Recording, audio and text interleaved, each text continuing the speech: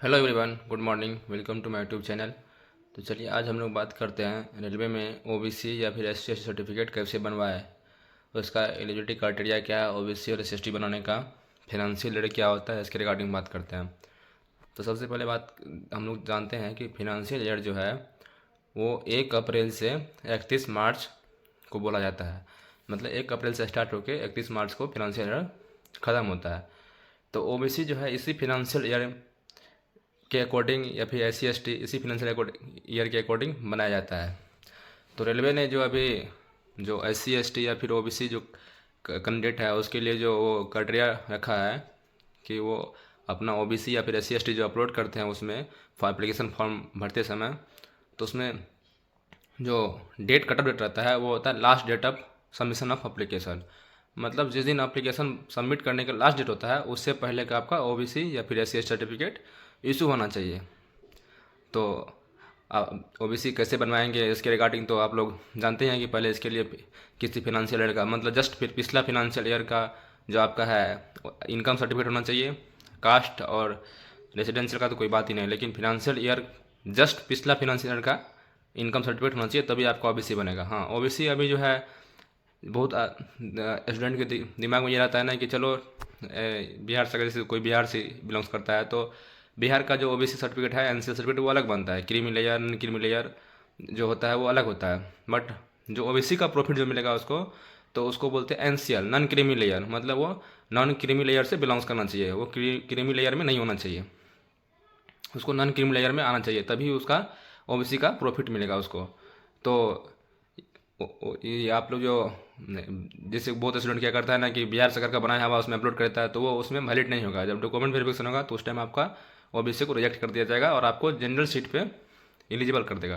तो इसीलिए अभी से ही आप लोग ओबीसी सेंट्रल गवर्नमेंट का जो ओबीसी बनता है उसको उसमें अपलोड करें, उसी का उसमें नंबर डालें, ताकि बाद में जाके कोई इशू ना हो। हाँ, बहुत सारा जो ऐसा जोन है या डिवीजन है वो डॉक्यूमेंट वेरिफिकेशन टाइम में बोलता है क्या कि जो रेलवे का फॉर्मेट है उस पर दिया दीजिए तभी हम एक्सेप्ट करेंगे, लेकिन ऐसा कुछ ज़रूरी नहीं है। जो आप लोग का सेंट्रल गवर्नमेंट का जो फॉर्मेट है जो आप लोग बनाते हैं अपने ब्लॉक से या फिर सब डिवीजन ऑफिस से या फिर डीएम ऑफिस से, वो वैलिड होता है। बट अगर कहीं कहीं अगर मांगता है तो कोई इशू नहीं है उसके लिए।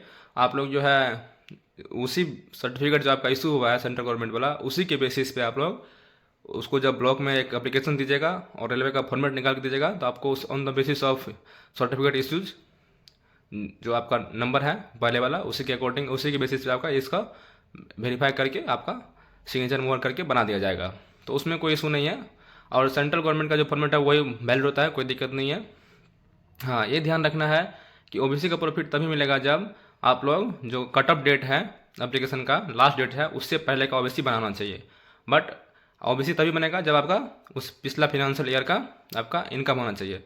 तो ओबीसी रेलवे ने अभी जो ओबीसी का फॉर्मेट है वो जो भी एप्लीकेशन आता है सीएन जैसे सेंट्रलाइज एम्प्लॉयमेंट नोटिस जो आता है उसमें ओबीसी का फॉर्मेट या फिर एससी एसटी का फॉर्मेट या इकोनॉमिक बैकवर्ड क्लास जो है उसका जो फॉर्मेट है डाल देते हैं।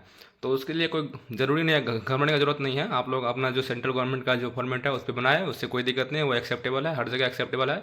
अगर दिक्कत करता है तो उसमें कोई दिक्कत नहीं होता है, वो तुरंत बन जाता है आपका। आप जो पहले ओबीसी बनाया है वो दिखाइएगा और फॉर्मेट ले जाइएगा, उसी पर आप लोगों को on the basis of previous certificate issued पे आपका वो जो नया रेलवे वाला फॉर्मेट है उस पर सिग्नेचर मोहर करके दे दीजिएगा, उसमें कोई ज़्यादा इशू नहीं है। तो यही रहा। तो चलिए देखिए आप लोगों को दिखाते हैं रेलवे का जो फॉर्मेट है जो सेंट्रलाइज एम्प्लॉयमेंट नोटिस से मैंने दिखा रहा आप लोगों को, चलिए वो देखते हैं। तो सबसे पहले आप लोग का एक जो है देखिए मतलब ओबीसी का कट ऑफ डेट क्या होना चाहिए इसको दिखाते हैं।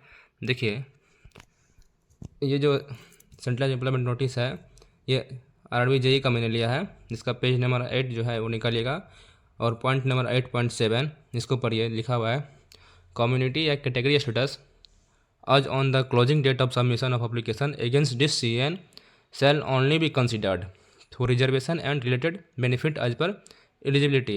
Any change in this status thereafter shall not be entertained. मतलब जो भी प्रॉफिट लेने वाले कैंडिडेट है ओबीसी हो या फिर एससी एसटी के हो, वो जो है एप्लीकेशन के क्लोजिंग डेट से पहले का सर्टिफिकेट इशू करवाए और वही अपलोड करें ताकि उसको प्रॉपर बेनिफिट मिल सके। तो ये स्पष्ट लिखा हुआ पॉइंट नंबर 8.7 में स्पष्ट मेंशन कर दिया गया है। ठीक। और ये भी लिख दिया, देखिए, candidate who are not covered under the scheme of reservation for SC ST OBC NCL and whose family gross annual income is below 8 lakh are to be identified as EWS for benefit of reservation. तो स्पष्ट mention कर दिया है, ये EWS के लिए कितना होना चाहिए इनकम, ग्रॉस इनकम स्पष्ट कर दिया है।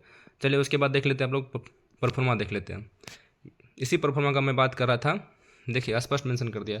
तो आप लोगों को घबराने की जरूरत नहीं है, ये जो एनेक्सर 2 जो दिया हुआ है इसके लिए कोई इशू नहीं है।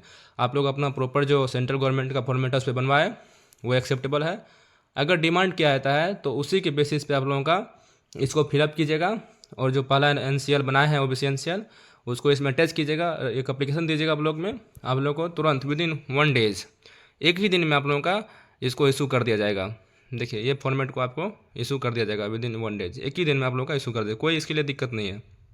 नहीं लिखा है डिस्ट्रिक्ट मजिस्ट्रेट या डिप्टी कमिश्नर या any other competent authority official seal, मतलब जो भी कॉम्पिटेंट अथॉरिटी हो जो इसको इशू कर सकता है वो इसको इशू कर देगा आप लोग। जैसे ब्लॉक में होता है जो आप लोग का रेवेन्यू ऑफिसर आजकल इशू करता है, वो आपको इशू कर देगा, कोई इशू नहीं है इसके लिए।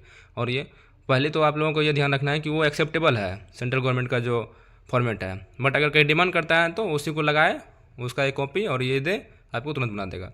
इसी तरह SC ST का है, देखिए format for caste certificate for SC ST candidate, ये सेम प्रोसेस है, उसके लिए भी है, वो एक्सेप्टेबल है। अगर डिमांड किया जाता है तो ये इस फॉर्मेट को लगा के दे, आप लोगों का बन जाएगा। चलिए आज का OBC के रिगार्डिंग कुछ बातें, अच्छा करता हूँ आप लोगों को अच्छा लगा होगा। चलिए इसी तरह मेरे चैनल को लाइक सब्सक्राइब कीजिए ताकि मैं मोटिवेट होकर आप लोगों के लिए और इन्फॉर्मेशन ला सकूँ। Thank you.